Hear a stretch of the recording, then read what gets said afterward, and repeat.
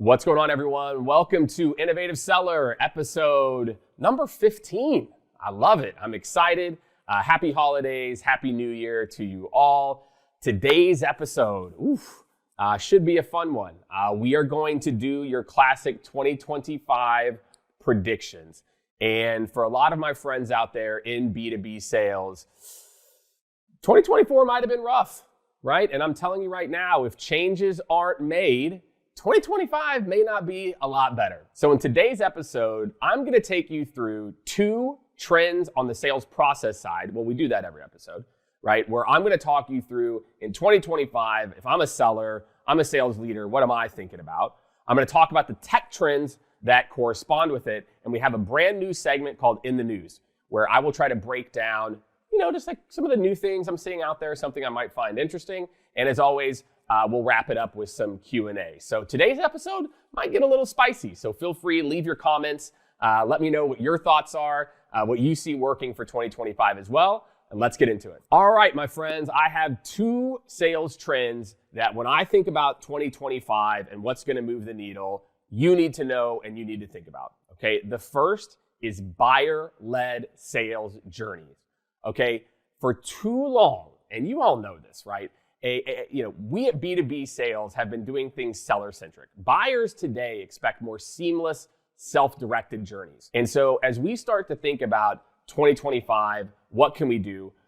Buyers we're seeing with our processes are just becoming increasingly frustrated. They are like, I don't want to interact with a salesperson like for basic information on like pricing, product demos, give me your ROI projection as well. So for me, what this really means is for B2B companies to thrive, we've got to flip the script, right?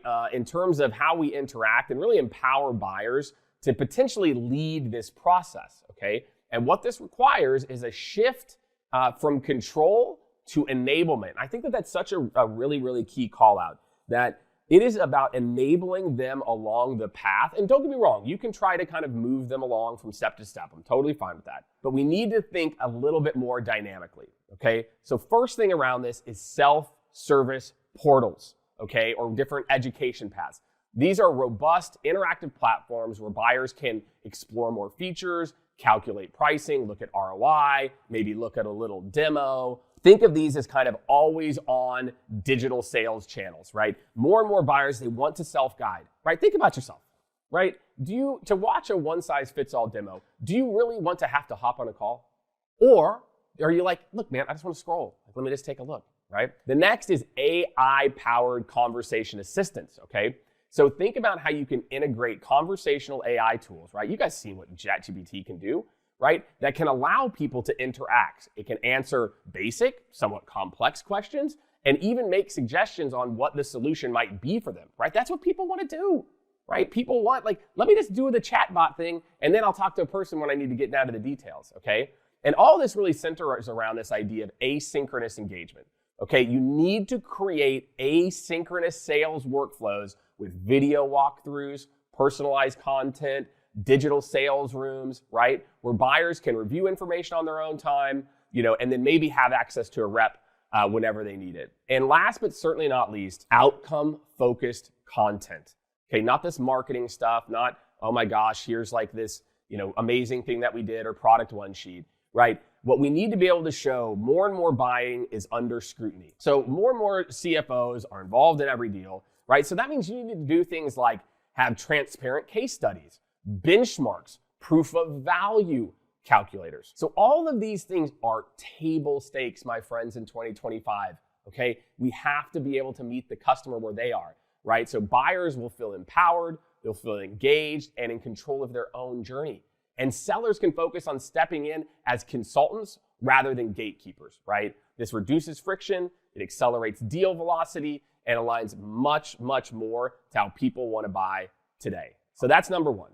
Number two, okay, here we go. So this is another spicy one in terms of why I think sales organizations are going to struggle. Is revenue operations and revenue enablement, your enablement team, must deliver results, not just complete projects. And the newest idea that I'm seeing out there is something we're focused on at Scaled, which is this idea of a sales performance agency.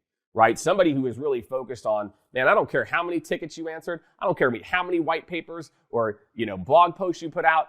Did it drive sales, right? God forbid ops and enablement, right, are, get focused on outcomes, right? Many times they often get stuck in this like project completion mindset, right? We're launching tools, we're delivering training, we're cleaning data without really trying to measure the outcomes like pipeline growth or win rate. I'm telling you right now, 2025 demands a transformation of functions in this world, right? Ops, enablement, to proactively drive revenue and key aspects of revenue in your business. So how do I do this? Okay. And by the way, if you're a rep, you can help to bridge this gap too. This isn't just for my leaders, but my leaders, you need to understand this. Number one is this concept of RevOps as a strategic partner. Okay. And we do this by building cross-functional accountability. Every initiative, whether implementing a CRM update, restructuring a sales process, must include a KPI tied to revenue impact. It could be forecast accuracy, sales cycle length in step 3 to step 4, etc. Right? So you need to make sure you have real-time dashboards so you can track progress and track impact. Now, let's talk about enablement as a performance team, okay? This is the shift from delivering broad trainings on, like, we trained them on LinkedIn, we trained them on a tool, right? To very specific, whether it's to a role or to a scenario, to address critical performance metrics. Okay, not just general trainings, performance metrics, okay?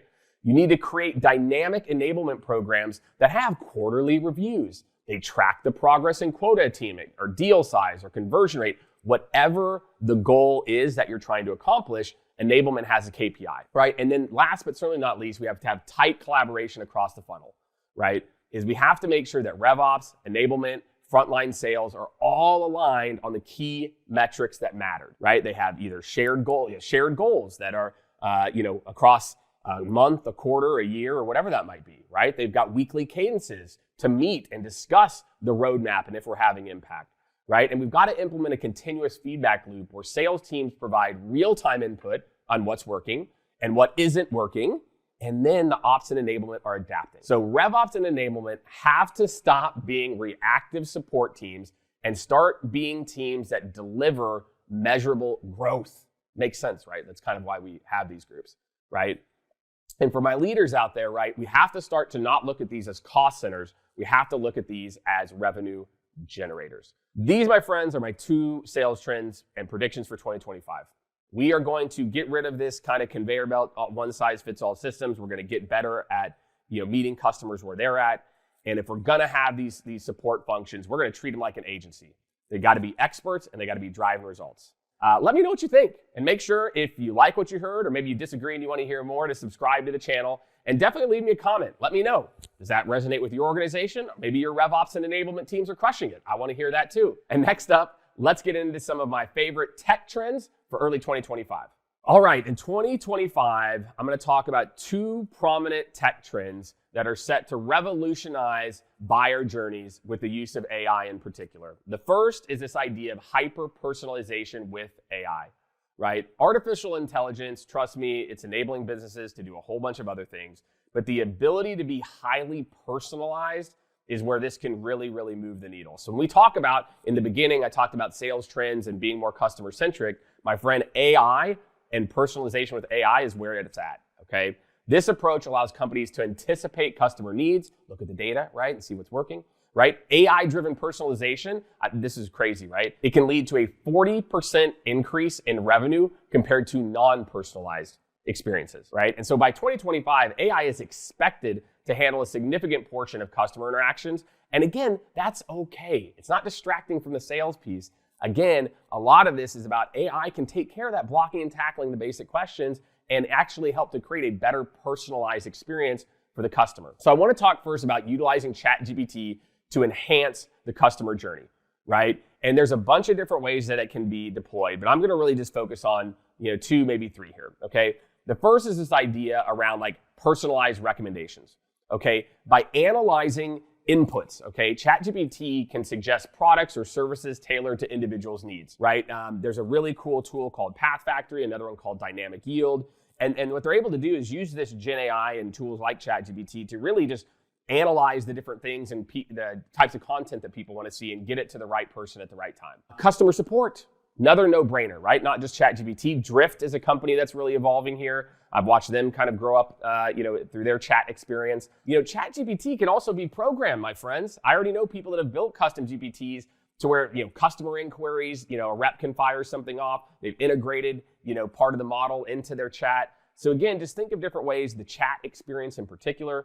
And then third, and certainly not last, is content creation. What it's really, really good at is creating kind of this idea of personalization for marketing content. Again, I know multiple companies that have built custom GPTs that are very, very focused on, hey, help us to write more blog posts, and this is our tone, and here's 50 of our blog posts. Okay, so that's gonna allow me to crank out more relevant content that might be more hyper-personalized because I'm not rebuilding everything from scratch. In the honorable mention, as I want to call out tools like Mural and Miro. If you don't follow those, we'll link to those.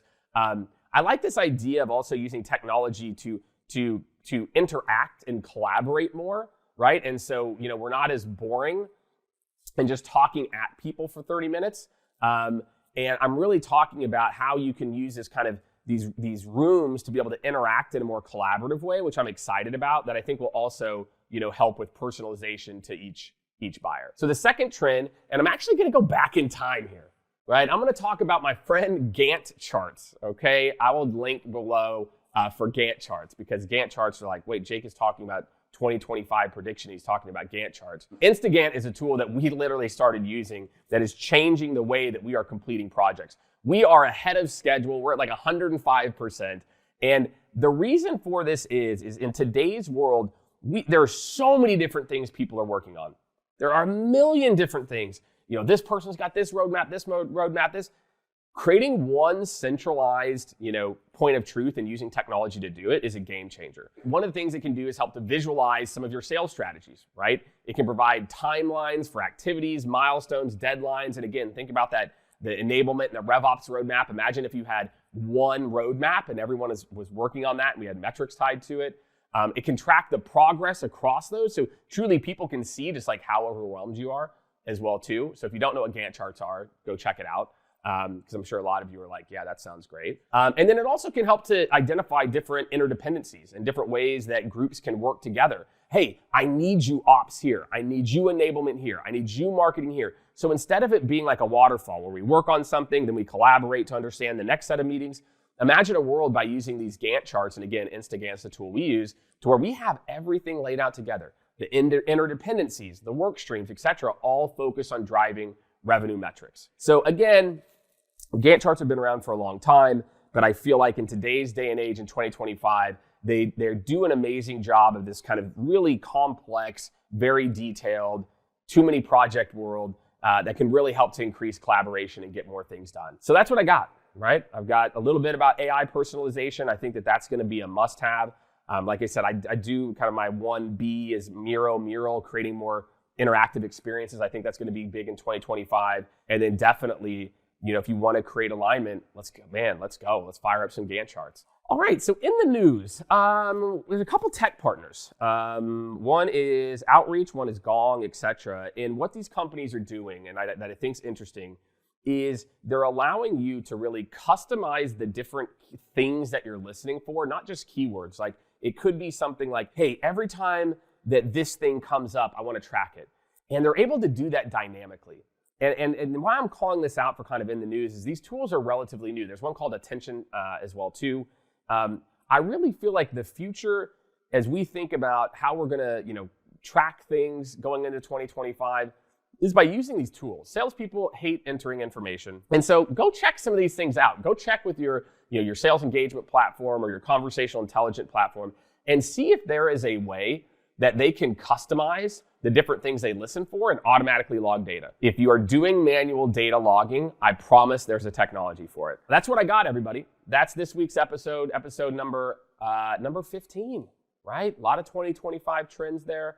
I hope, again, as you go into this new year, it's really just about our world is just becoming a little more complex. Our friends in B2C, they've already been tackling this. Everything's hyper-personalized. And in B2B, we just got to catch up. We got to try to meet people where they're at versus trying to put them through the conveyor belt. As usual, thank you so much for tuning in. Make sure to subscribe to the channel. Leave a comment. Tell me maybe your most compelling thing that you heard today.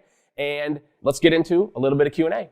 All right, I love this question because it's relevant to my sellers out there around, what can they do to ensure this seamless buyer experience? So I'm gonna give you 2 quick tips. If you're a seller, you're like, Jake, I hear this. My marketing and sales team haven't given me anything, but I wanna be able to meet people where they're at.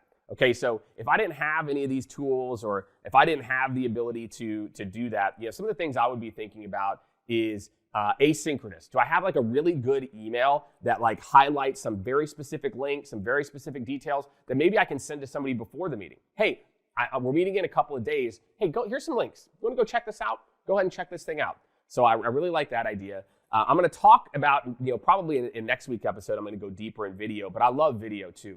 The ability to send a quick video. Hey, just so you know, let me give you a high level before we hop on the call. So those are a couple for me.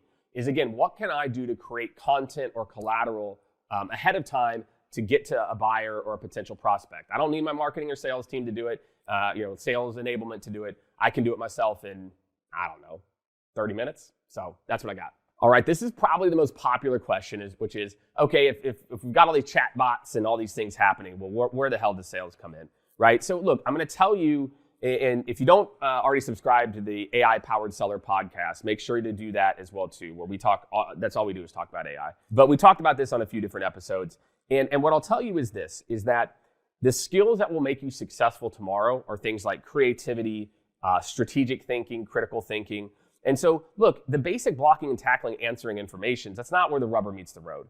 So, your sales team and your skills, if you're watching this as a seller, what you need to focus on is, man, what are the nuances? Like, do I understand my buyer, and can I make very customized or personalized recommendations based on their unique situation? Can I harness the output from AI and put my tweak on it and be like, it's a little bit more this or that? So I think, I wouldn't be worried about, AI handling the operational tasks. That's kind of great, right? It's more of like, now I can be more creative. So start flexing those skills. Start to think about that. Am I building skills to be more creative? Am I building skills to, put together more strategy and really think critically? Because that to me is what's gonna, AI is years away from getting to that. All right, what can you do as a seller to help your RevOps and enablement people, drive more sales results and bring them together? So one of the most important things that you can do is make sure that you're sharing data back. I feel like a lot of times sales teams will recreate a bunch of collateral and then nobody knows that it happened.